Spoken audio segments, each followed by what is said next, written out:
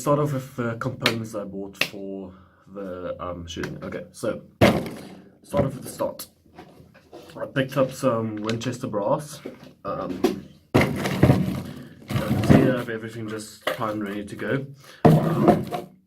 Okay, so yeah, okay, Winchester brass. Then CCI 200 primers. Okay, CCI 200 primers. Winchester brass. Okay. Then let's talk about bullet selection, which bullet I end up going for. My original plans was to shoot the 145 grain ELDX. Good freaking luck finding those things in South Africa. I was at hunting, like you guys just saw. I searched everywhere for 145 grain ELDXs. Nobody has 145 grain ELDXs in South Africa. One of my friends has a 260 Remington. He struggled his ass off to find ELDXs. And that's for popular 6.5. So for 270, I just couldn't find ELDXs anyway. I spoke to the one guy that said they had a big shipment coming in that is stuck at the harbour in Durban in quarantine. So he says they should be available around a month's time.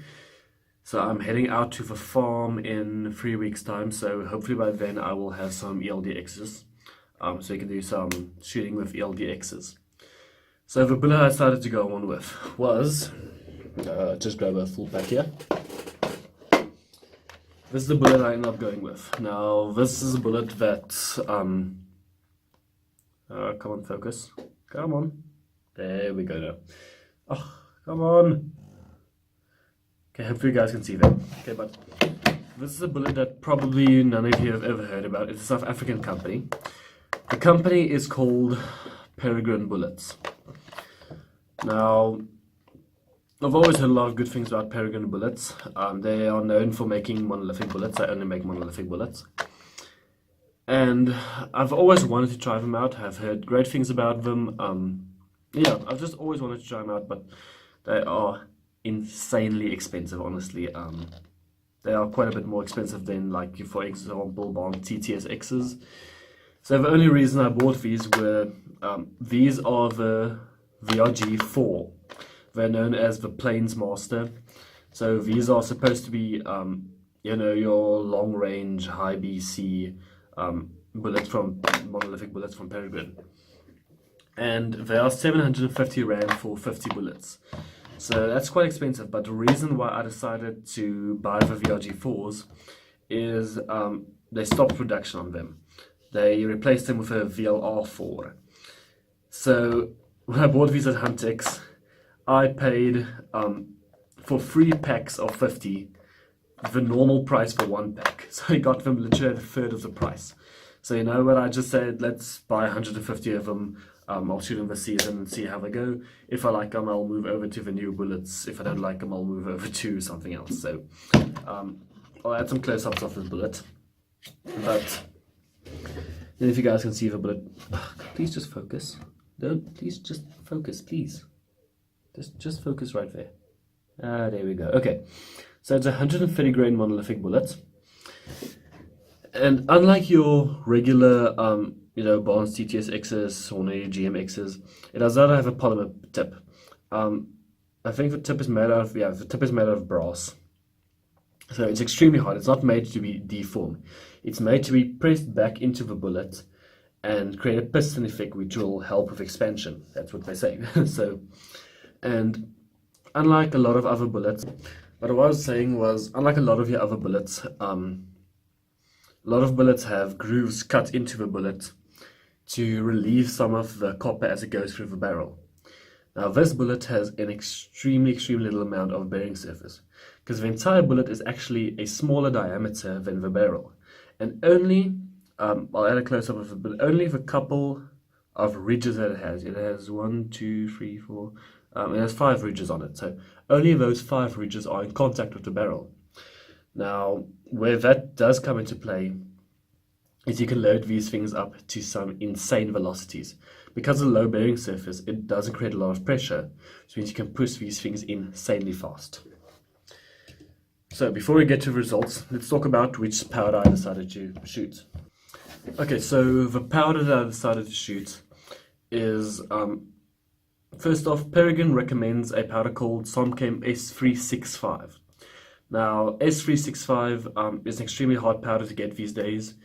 They are completely out of stock, absolutely everywhere, and it's been like that for months, 2, 3 months. I can't get it anywhere, honestly. So I decided not to go with it. Then the other powder I recommend is S355. Okay, now S355 is readily available. I have quite a bit of it. I shoot it out of my 30-06. Now, problem with that is these bullets are made to go in extreme speed. Honestly, when they go too slow, they won't expand any sense, and their BC is just terrible. So we need high velocity for that high BC that they're known for, and to get them to expand. Okay, so S355, according to Peregrine, my max velocity out of a 24-inch barrel, according to them, is 2,750 feet per second, which is way too slow. I'm supposed to get at least an extra 300 feet per second. So that wasn't going to work for me. And yeah, then they only recommend S365 out of one. So I decided to go and call the owner of Peregrine Bullets and talk to him. And what he recommended to me was S385. Now, S385, I used to shoot on my 270 Winchester, and it's a great powder. Always worked very well for me, honestly. So I decided to go with that. Now let's take a look at the results. Okay, so let's get into the results. I decided to load them to a overall length of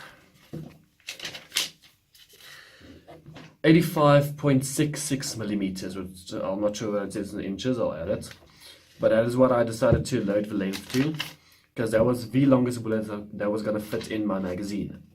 And I still want to be able to load these via my magazine. So then I decided to go with 4 powder charges: 56, 56.3, 56.6, and 56.9. I'm not sure where they recommend a max and a minimum. The owner recommended me to start at 56 and work my way up from there. So I worked up from 56 to 56.9 in 0.3 increments. Now let's start off with the 56 grain load. As you guys can see, there's the grouping that this 56 grain shot. It's right at a minute and a half. I was excited when I shot this group because it showed potential for me. I've had bullets that shot way worse, so that showed me that there is potential for the bullet. Okay, so next load up was 56.3. Now 56.3 closed up to just under an inch. It was right at 0.9 inches. So at this moment I knew there was potential for this bullet. So okay. Then we went up to 56.6. That opened up to an inch, 1.2 inches where it opened up to. So the one bullet that was out of the group, I knew it wasn't me, so okay. Then we shot our final grouping with S385, which was 56.9 grains. Now, the 56.9 grains, I'm going to continue to play around with this load a bit and check different cartridge overall lengths. But this bullet shows great potential for me in this load because of the fact that this group is right at an inch. It's pretty much exactly an inch, but it's an inch side to side, and the vertical spread is less than half an inch. Now, on the day that I was shooting, it was extremely, extremely windy. And I know for a fact that this hole right out here, I shot that just as a gust came up. So I know that that bullet will have probably landed in between the other ones. So I'm going to continue testing with this load, and I'm getting good velocity. I'm getting right at 2,900 feet per second. I'm going to try to get my hands on some IMR powders and see if I can push this bullet over 3,000 feet per second, which I should be able to do. But yeah, it's showing good potential, but there's still quite a lot of work that has to be done. So I think from here on out, I'm going to go ahead and get some IMR powder I want to get some Hornady ELDXs, 145s, and I'm gonna continue testing with this bullet because, yeah, I have a lot of these bullets now, so I want to continue testing with them, and then in about a month's time, I want to see if I can get some long-range skills with it. I want to try and get maybe like a blaze buck on the farm. I'm going to go hunting. I know there are a lot of blaze buck on the farm, so I want to try and maybe get a shot at over 400 meters if I can. I took the rifle out this past weekend when I shot these groups, and I had some interlocks laying around. I decided to shoot some 130 grain interlocks. I just zeroed out the rifle with some interlocks. And I was able to push those 150 grain interlocks out to 550 yards without any trouble. So the rifle is working extremely well so far. Okay, so I quickly want to show you guys something I did to the rifle. Now, the rifle went into a local shop here. I'm not going to call the shop's name because I'm not too happy with the shop, so I'll never keep the name out of it. But yeah, I took it to a shop, and they were supposed to do a trigger job for the rifle and supposed to thread the barrel for my suppressor. I picked the rifle up the 2 days after I handed in the rifle, and they completely forgot to thread my barrel. So I had the trigger job done now, but yeah, barrel is still not threaded, so it's getting threaded tomorrow, hopefully. But okay, let me guys quickly give you an update on the rifle. I purchased a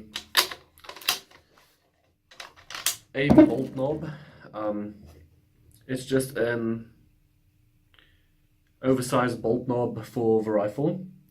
I purchased at Huntex. It's a South African company sold by G&G Vomiting. So just to get some extra purchase on the rifle. Okay. Then the trigger job. If you guys go back and look at my first installment in the series, you guys will see that I can literally put the rifle on the bipod and pull the rifle by the trigger without the rifle going off. So thankfully that has been resolved. The trigger is now setting, just an empty case. The trigger is now sitting just at below 2 pounds. So nice and light and crisp. Extremely happy with that. If you guys can remember the old videos, I mean, that thing would not go off for shit. And yeah, now it's just perfect. So yeah, extremely happy with the trigger.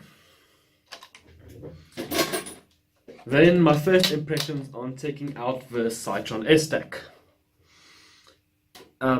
If I can sum up my first experience with Citron S-Stack shooting, it would be extremely pleased.